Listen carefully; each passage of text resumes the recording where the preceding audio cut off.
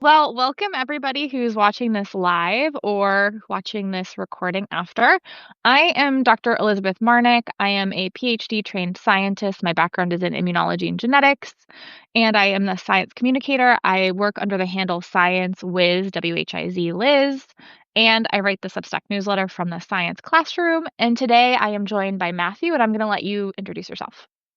Yeah, hello everybody. I'm Matthew Facciani. I'm a social scientist with a background in psychology, sociology, even a little bit of neuroscience. And mostly what I've been researching the last few years is how and why people believe false information, and also looking at different educational tools to help promote critical thinking, media literacy, and stuff like that. So I'm super excited to talk with Liz today, and I think we'll have a nice discussion about all kinds of things. Yeah. And what's the name of your Substack for people who maybe Yeah, are watching who don't know? Yeah, so I have a Substack called Misguided. It's also the title of my book, and it's all about this how we and why we believe different things, tackling misinformation more broadly, but also just psychological bias and social science as well. Awesome. Well, I'm excited to have you today. I'm hoping to make these lunchtime talks a reoccurring theme throughout the year. We'll see how often I can actually commit to doing them, though. But you're my first one, so I'm glad to have you here. And from your background, it's clear that you really have focused a lot on the social psychology of false information, of misinformation. And can you tell us what made you interested in that topic? Like, how did you find your way into this field? Yeah, I mean, it's been a little bit of a journey since, like I said, I actually started out in graduate school in neuroscience, and I spent a few years doing neuroimaging, fMRI stuff, and I ended up switching halfway through my PhD into sociology. So, not the most traditional route, not something I would necessarily recommend, but it ended up working out because I was able to study the stuff I was interested in more directly. I've always been interested in how people form beliefs, how people process information. Even back from my undergraduate days, I thought it was really interesting learning about how people will interpret the same simple piece of information very differently depending on their backgrounds or what kind of social influence was impacting them. Just having people give the wrong answer in front of you for a very simple task will make you more likely to give that same wrong answer. And I'm always like, wow, like, how can this social phenomenon, purely social thing, actually influence like how people process very straightforward information or different cognitive tasks? So I've always been interested in that, and I approached this in a few different ways throughout the years. Looking at first, I was interested in religious beliefs, and then I moved into more political beliefs and political attitudes. And now I look at information more broadly with also an emphasis on health information. So it's kind of been a journey from learning about how people process information from like a neurological level, and then switching into thinking about how our who we know and the different identities that we have can influence information. So I did that with my dissertation work. And then well, I graduated my PhD in 2020. So it was right in the middle of, interesting time. You know what that means. Yeah. So it forced me to really think a lot more about health because at the time I actually didn't do a lot of health research. I don't think really any at that point at 2020. But then I got my first job out of school at Vanderbilt University in the Medicine Health Society department. So I was actually specifically looking at health and how it is influenced by these social and psychological forces. So that's kind of the background of how I got to studying this path, and then it kind of evolved even further when I started working at University of Notre Dame in their computer science department, where we looked at different interventions. So how can we actually teach these school like techniques and how to evaluate the credibility of media and information? That's awesome. And all of this has led you to your new book, which is titled Misguided, that just came out about a month ago now. Yeah, it's been just about a month, so it's been a Yeah. whirlwind. It finally came out after 5 years of writing it because, like I mentioned, I finished my PhD in 2020, and it was a very challenging time. And I was very thankful to get this job at Vanderbilt studying health, and it really got me thinking about health attitudes and how people process health information very differently. So I was thinking about writing like a series of op-eds or some types of blogging, or even like a short ebook or something. Like I Mhm. didn't know I would actually end up writing a book here, but a few of my friends and colleagues suggested that it might be worth trying to send a few proposals out to different publishers and just kind of seeing what happens. And yeah, thankfully, I was able to get one. I was surprised actually people replied to my emails. I didn't think anyone would even reply because it was literally just a cold email to the publisher. That's amazing. Yeah, it was. I think I was very lucky, and yeah, it was cool to start working on that. I officially got the contract, I think, like January of 2021. After, like, officially after it went through some reviews. So it took a while to write the book for a variety of reasons. There was delays with COVID and peer review delays. Like, I don't know if you experienced this too. I know like a lot of academics and people write papers. It was Yeah. just like it was a tough time. Like there was a lot of backlog for all kinds of things. So the silver lining and all that was like I was able to include so much more in this book beyond just what I was Mhm. studying at the time, because I was hoping this would be out maybe like late 2022. But if I would have came out then, I wouldn't have been able to include nearly as much as far as the stuff I was doing at Notre Dame with the media literacy and digital literacy and AI literacy stuff, and also all the AI stuff too. That's really exploded the last 18 months. Yeah. So there was a bit of a silver lining that it took longer. I was able to really include a lot of the research I've been doing over the span of 5 years. So it has a lot of stuff in there. So can you give us a brief synopsis of kind of what you kind of talked about it a little bit, but, like, if you had to encapsulate your book in just a few sentences, how would you Yeah. explain it to somebody? Yeah. So my book helps us understand the social and psychological forces that guide us towards processing information in different ways. That's the high level summary. And I purposely use the word guide there as a play on the title.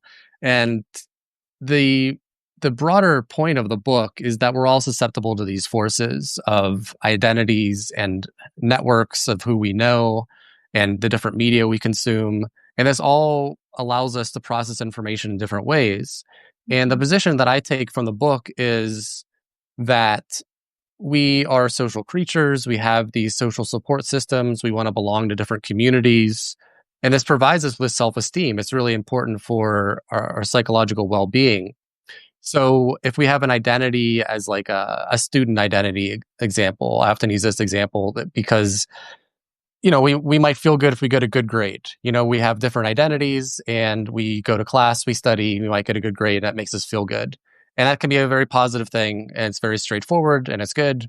But if we have a really strong political identity, for example, and it makes us process information differently in a way that supports our political team, then that might make us process evidence very differently in a way that's biased and maybe not very objective.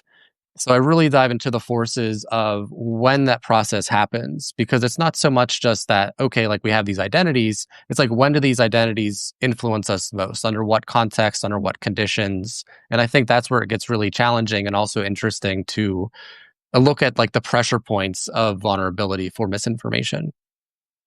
Yeah, and I think that's a really great point, and that's one of the points I really loved about your book is it really reminds people that we're all susceptible to misinformation. Because sometimes I feel like certain groups of people kind of feel like they're on this high horse where they're Mhm. less likely to spread false information, and we know that that's not true, and we could pull out a lot of examples where regardless of political ideology or spectrum you fall on, you have at some point fallen for false information. Right, exactly. We're all susceptible to it. I mean, I study this stuff, and every now and then I'll see something that uh, I fall for, like an AI generate video. Even like they're getting so good, and I Mhm, think like as far as techniques to try to combat that, one of the simplest things is just to try to reflect on our own emotions when we process information online.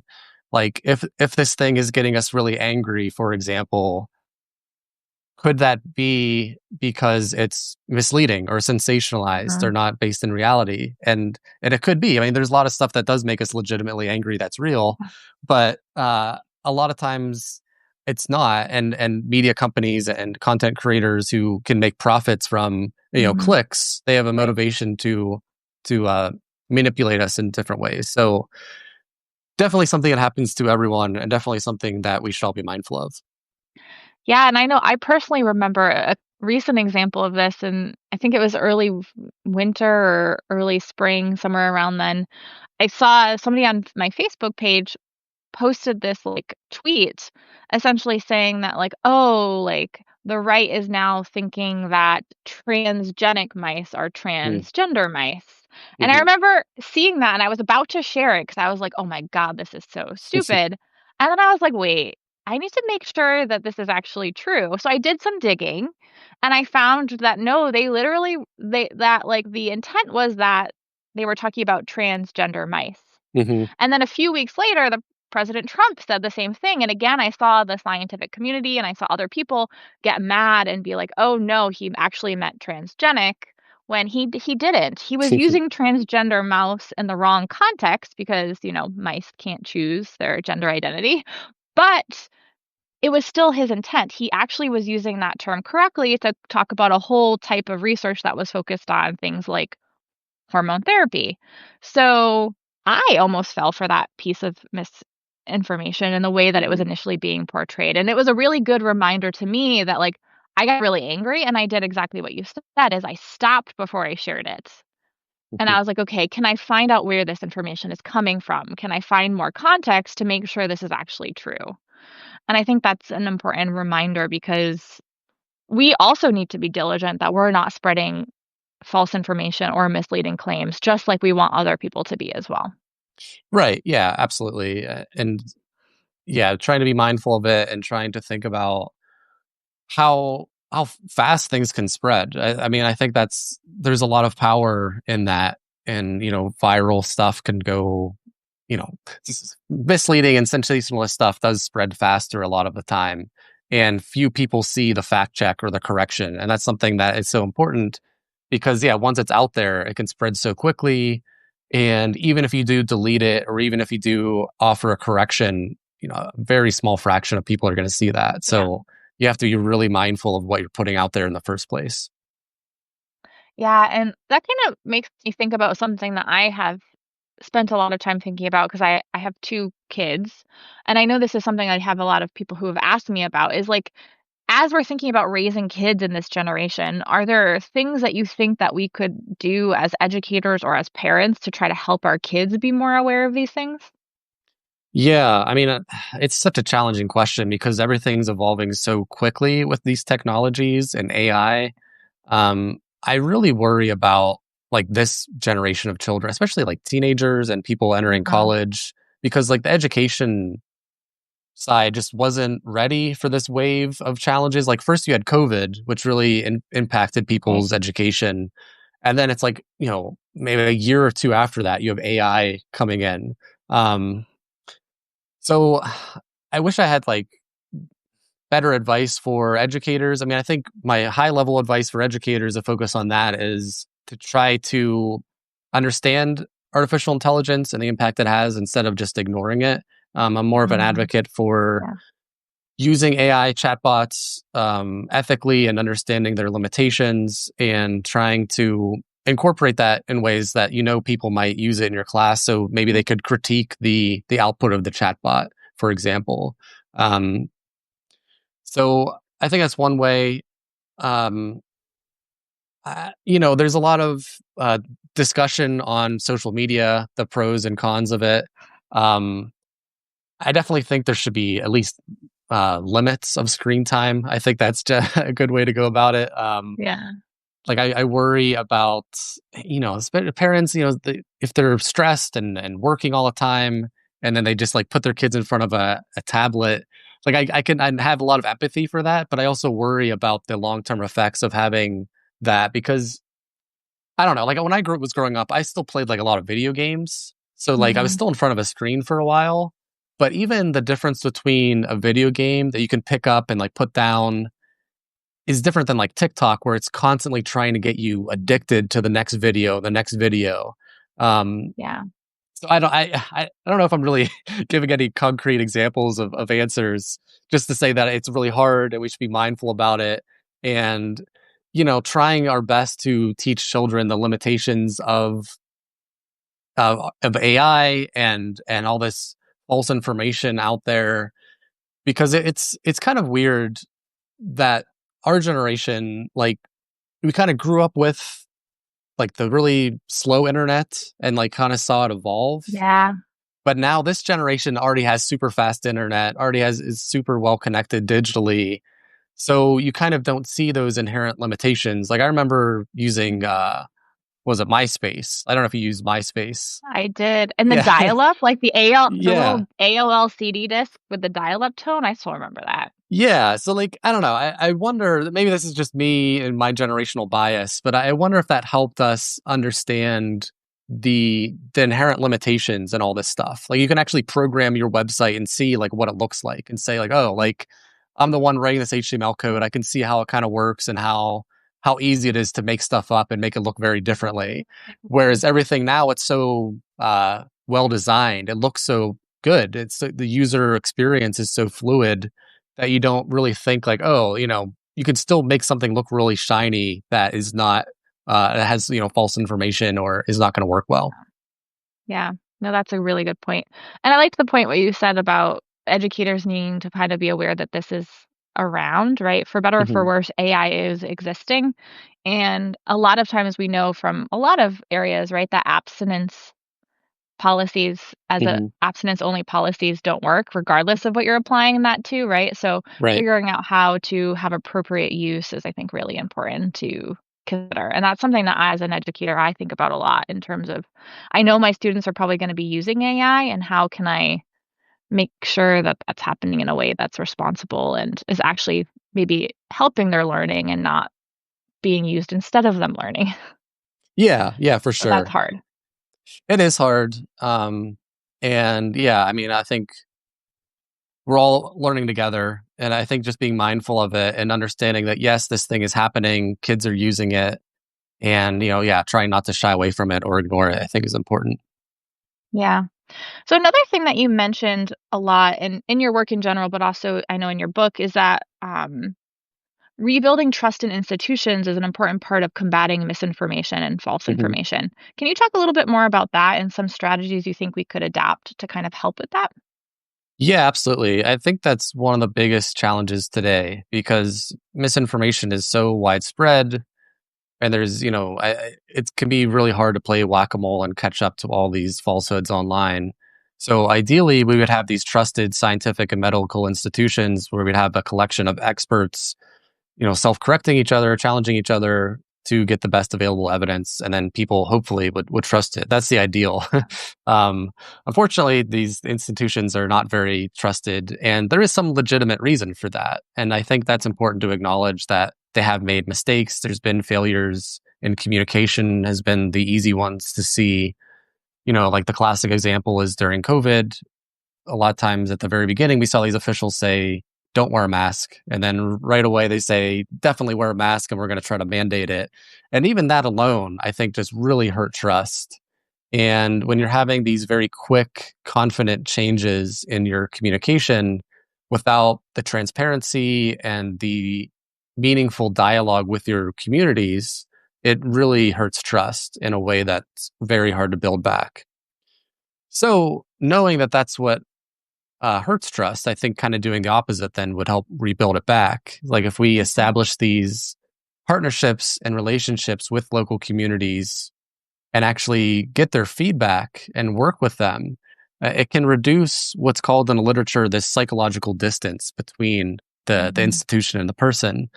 And there's been some work showing that if people work with scientists directly, there was one study that had them measure air quality with these scientists in their local communities. And after doing that, they trusted science and scientific institutions more because they got to see how it worked directly and see that process and actually meet scientists. And I mean, a big part of this is just the social component of do you actually know any scientists and do you know what their jobs like, who they are as people, instead of this like faceless abstract institution saying, do this thing or don't do this thing. And I really think that's a big part of it is this disconnect between the institutions and the communities they represent, and then that vacuum that can create for influencers and people who spread falsehoods to take advantage Right. of. Um, whether or not they believe the stuff they're saying or not. I mean, sometimes there's a very cynical side of it, is like sometimes they're lying for profit, but then sometimes they actually do believe what they're saying, and it just might be untrue.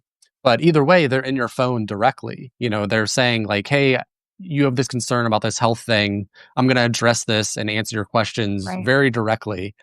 And then you contrast that with like a medical institution or health institution just like posting something on their website, says, follow this.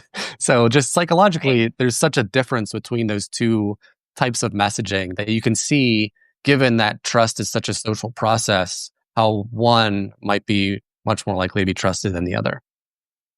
Yeah, and I love that concept. I'm glad you brought up the psychological distance thing because I think that's something that a lot of people don't think about. And I think especially now as we're seeing all of these policies happening in terms of trying to take away federal funding for scientific research and other things, that is a big component. And I know you and I and a lot of other people that we know are doing a lot of work to try to reduce that psychological distance Hmm. and really help people see the ways in which science or public health or all of these things actually is relevant and important and a part of their life.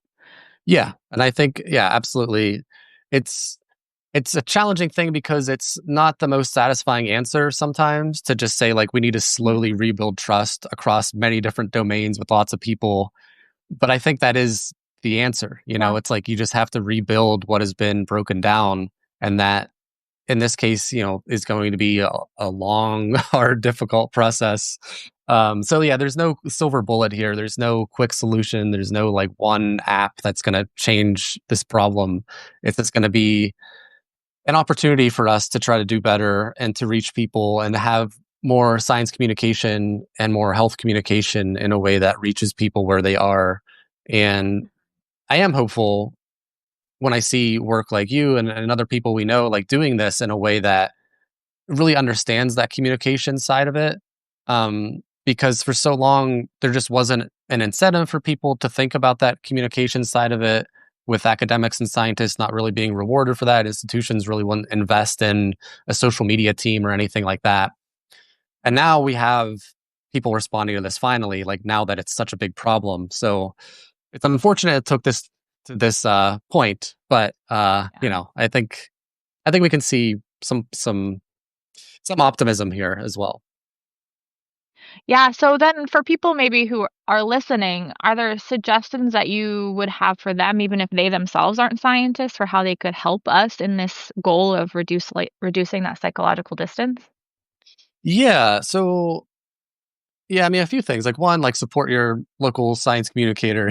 Follow them, share their work. I think I feel like it's a plug for all of us, but it is important because, like, again, we have this asymmetry between people who will lie and tell people what they want to hear, and that's automatically just going to be better for the algorithm if you can just lie and lean into whatever audience like. Science is not lying to you, it's just giving you the best available evidence, and that's not always going to be Mhm. as exciting as someone who says you can just drink juice and cure all your Right, illnesses.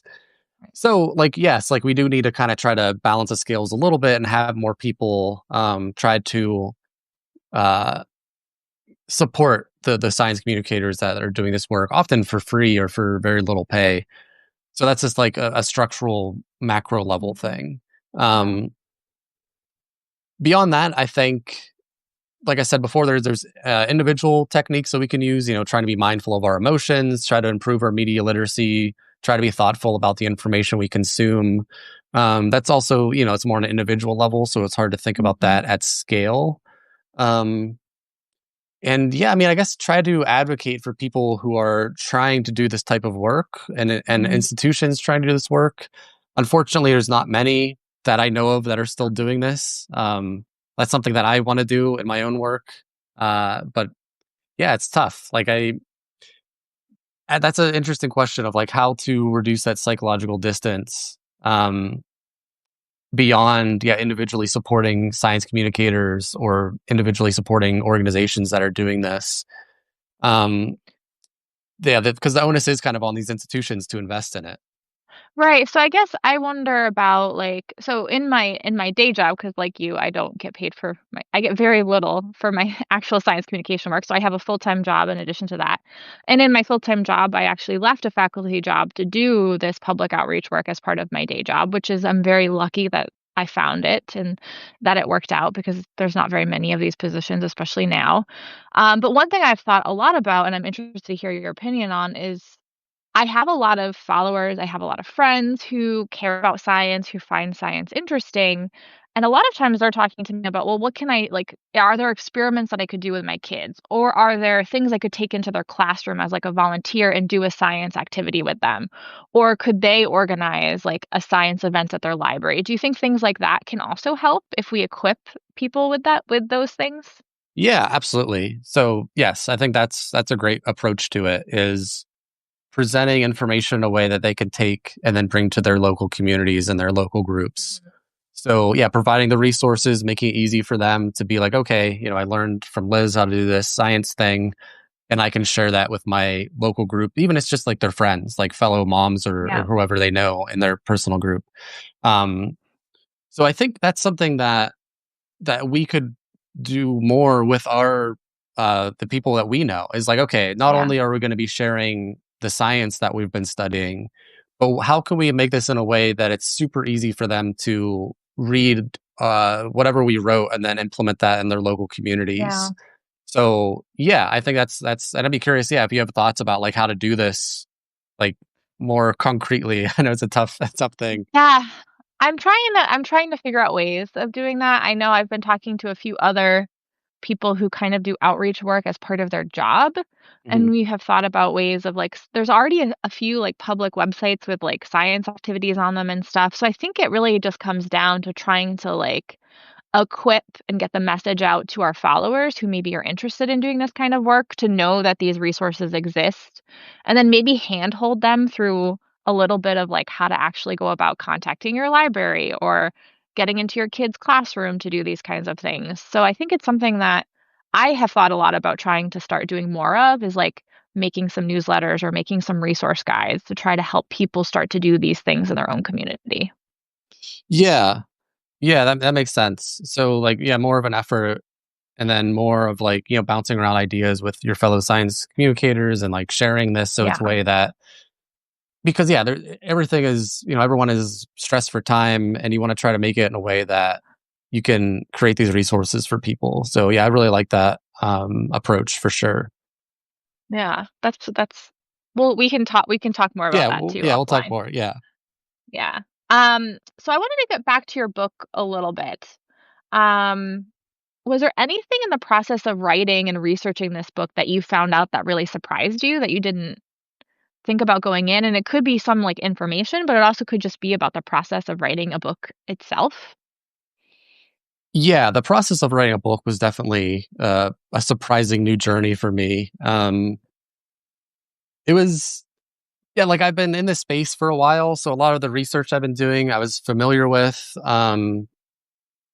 but the book writing process was a whole new thing. I mean, I knew it was gonna be hard, but the level of, like, daily commitment, I think, is really important to try to, like, do a little bit each day and to write stuff even if you know it might or likely be changed, I think is another thing. So, it's kinda like, on the one hand, it's much harder than writing like a scientific article that's really Mhm. dense because like it's writing technical jargony stuff and it's not very fun. At least for me, I don't find that kind of stuff super fun.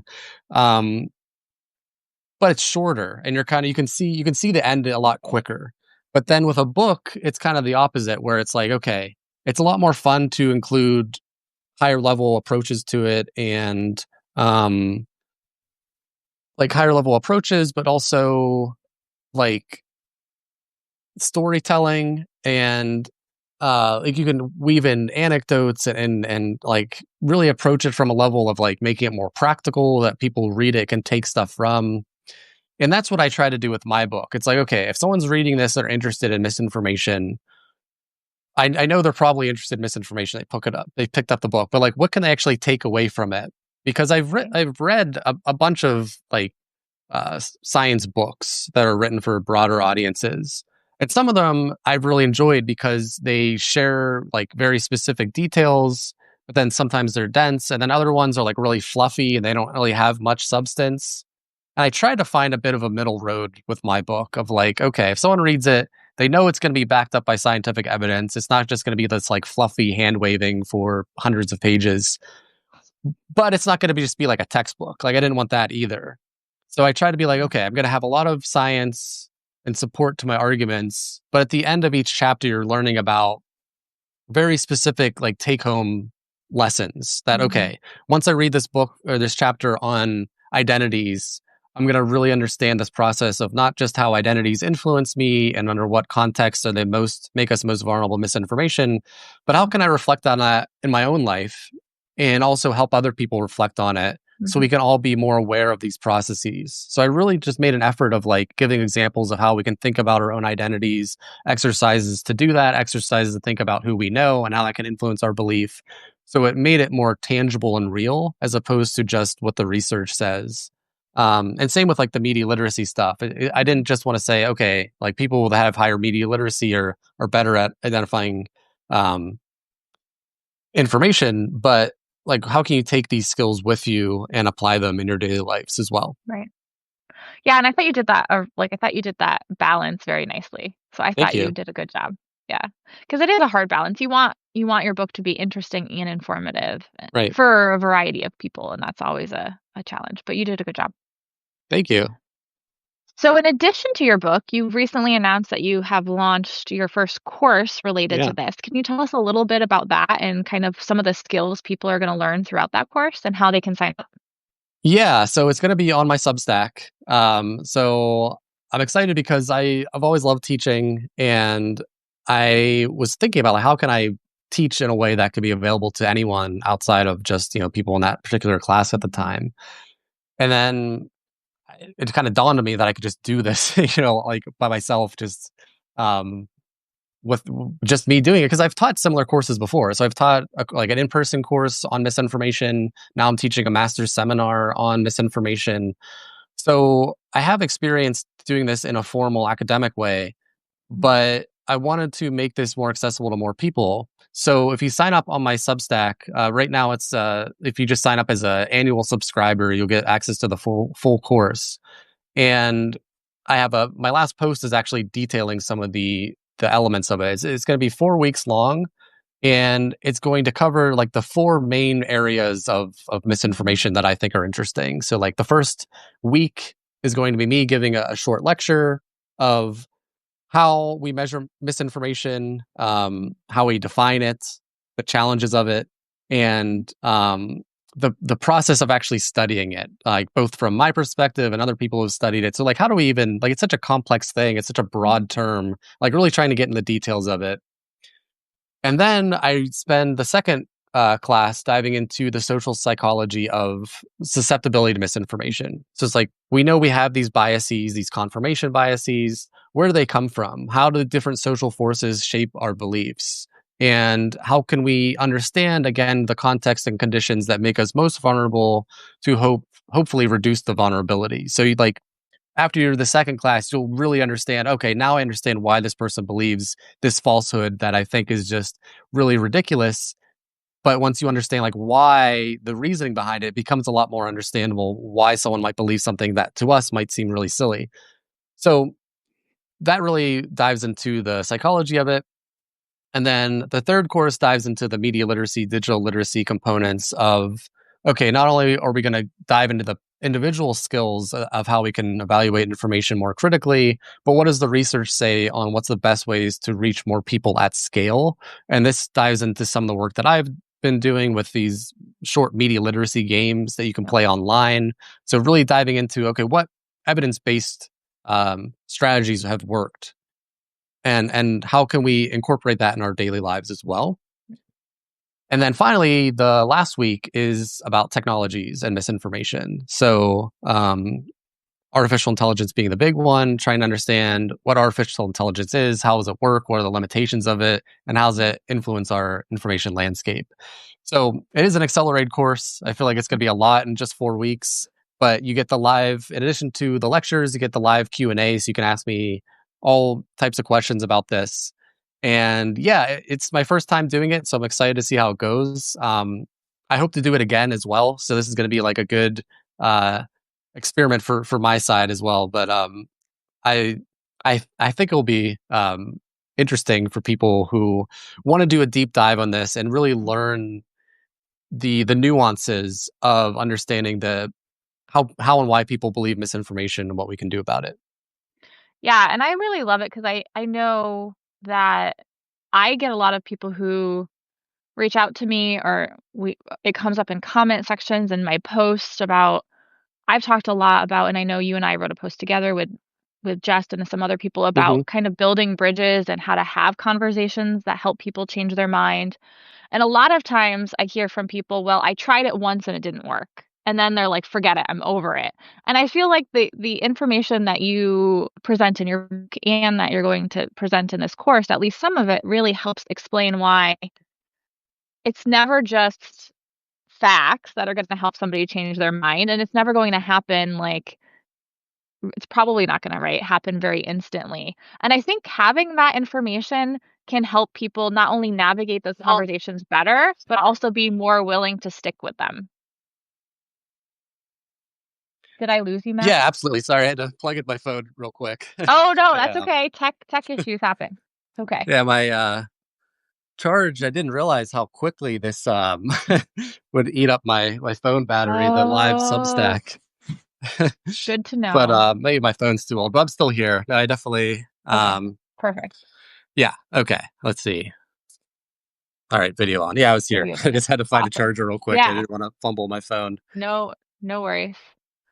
But yeah, so I was just saying that I think for people who really want to figure out how can they better navigate their own conversations, I think a lot of the information that you will give them will help them realize why it's things like identity that matter sometimes.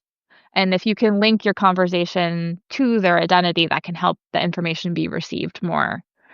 And I think that's just a so I even if you're maybe not necessarily just interested in misinformation, I think there's still a lot of value you could learn from why people fall for false information and how that could help you then navigate hard conversations. Yeah, absolutely. So yeah, I think it influences how we process everything, like our beliefs, information, not even just false information or scientific misinformation, but just like how do other people interpret the same thing differently, or just how does their perspective different than mine? So Mhm, it is like a broader, social science book of like how we navigate our social worlds differently, so you can better mhm, understand different people because everyone has different experiences and different perspectives. And I do have a chapter on there on how to have more productive dialogue as well. mhm, Just broadly about if you want to dive into politics or a scientific issue that you disagree about. So there are strategies that we can use to improve our conversation skills mhm, and just interacting with people as well. Um, because yeah, I think one thing that I've realized is that I study this stuff and I've been thinking about it a long time, but not everyone is studying how mhm. identities influence people. Um, and but other science communicators do as well. So, like for you, I'm curious for your background. I know we're talking about my book and stuff, but like, um, you do such a great job with communication and understanding the social science side of it. So, like, did you take social science classes, or like, how did you learn those skills? I did take some social science classes through my undergrad because I Hmm. actually considered being a lot of different majors beyond what I ended up being, right? But I think a lot of it has also come down to so for those who maybe don't know my background, I was raised in an anti-science household, and my house was also very poor and very challenging for a lot of other reasons, and I feel like that lens has really helped me see, like, as I've reflected on the things that helped me change my mind, I always realized that it wasn't facts first that helped me change my mind, Hmm. and as I started to reflect on my own personal experience with changing my mind, and I was vaccinated for the first time in my 20s, it really helped me reframe the way that I communicate, and I think having that lived experience also helps me remember what it was like so that I try to lead with empathy in those conversations. So I would say it's a combination of some of those social science classes I did take, but then also some of that lived experience. Yeah, that's really interesting. So the lived experience of like navigating different spaces and like you're in these like liminal spaces of anti-science to science and like seeing that trajectory, it kind of forces you to grapple with how there are so many different factors that influence your beliefs beyond just, reading about something. So yeah, like, I grew up conservative and very religious, and I have very different attitudes than I do now. Um, Yeah, and I think going through that process does force you to grapple with the psychology behind it in a way that forces you to understand that, okay, if I just yell facts at someone, it didn't change my mind, so it's probably not going to change their mind either. right. Exactly. And I think for some people who maybe don't have that experience or who don't reflect on that experience, because I know even I had a hard time initially, like, as I was navigating my mom still is we disagree on a lot of things, and as I was navigating some conversations with her, I was getting frustrated because I was like, "Your daughter's a scientist. I'm Mhm. telling you all these things. You should just believe me because you know me, blah, blah, blah, blah, blah." And I was getting really frustrated, and then I stopped once I had my own child, particularly, I stopped and I started to realize how this was a lot more complicated. And I started reflecting on, okay, what is it about my experience that helped me take the information that I was raised with and change my mind about it? And then from there, I feel like I've been able to be a better scientist, a better mother, a better daughter, and a better science communicator because of that.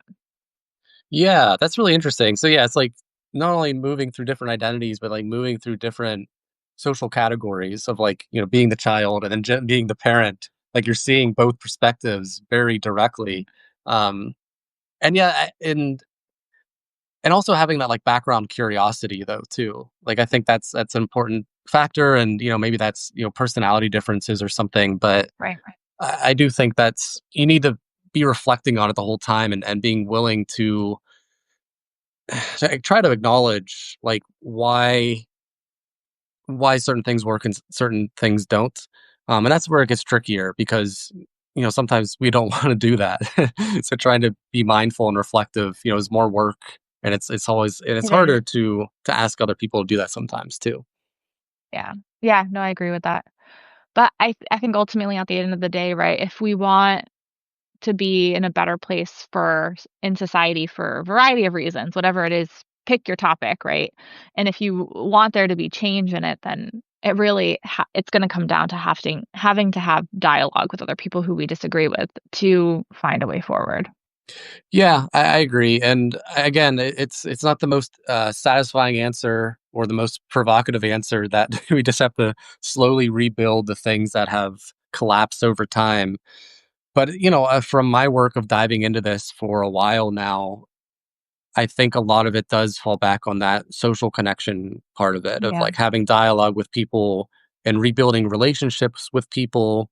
So I mentioned like institutions working with their local communities, but also people like getting to know their neighbors and their local communities, and having more opportunities to meet a diverse group of people, because that's one of the main lessons of my book is that this diversity of identities that we have and Mhm. social connections that we have provides us with the strongest protection against misinformation. Yeah. And the reason for that is we're not so dependent on this narrow set of identities and their corresponding meanings and values that are reinforcing each other. So the most extreme example is that like if all of our identities completely overlap 100%, they're all reinforcing each other, and we don't have any exposure to different types of worldviews or people with different backgrounds, then we're constantly in this most extreme state of, okay, we only have a few meanings that we care about, and they are 100% backing up our entire sense of self and our self esteem. So in that case, if we Mhm. see information that challenges any of those meanings, it's just a complete attack on who we are as a person. But whenever we have a broader set of identities and we are connected with a lot of different people, then if we see information that challenges one of those identities, it's not completely challenging our entire sense of self. So it provides us with a lot more protection to navigate information more objectively and more carefully instead of just immediately rejecting it.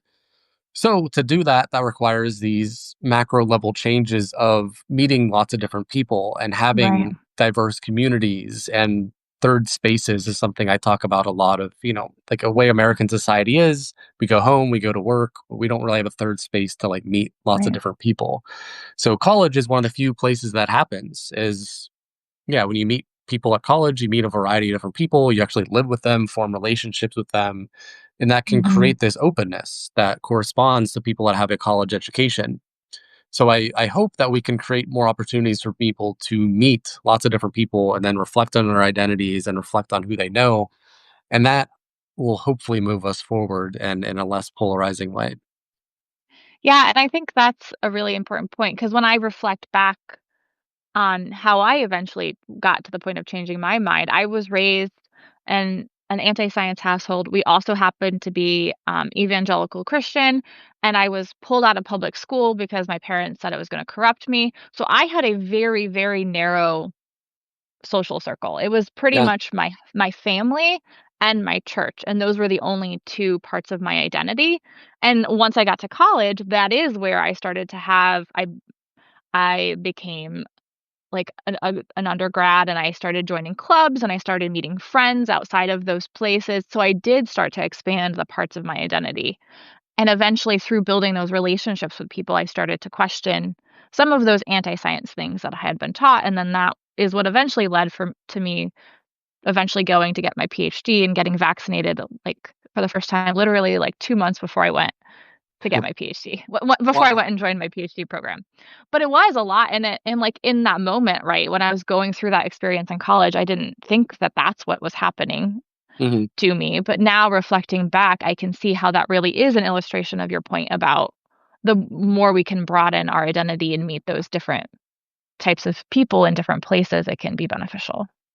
Yeah, for sure, and I think it would just make us more resilient as a society as well. Like that's my case for it would solve so many things, but it's such a hard thing to fix. I But know.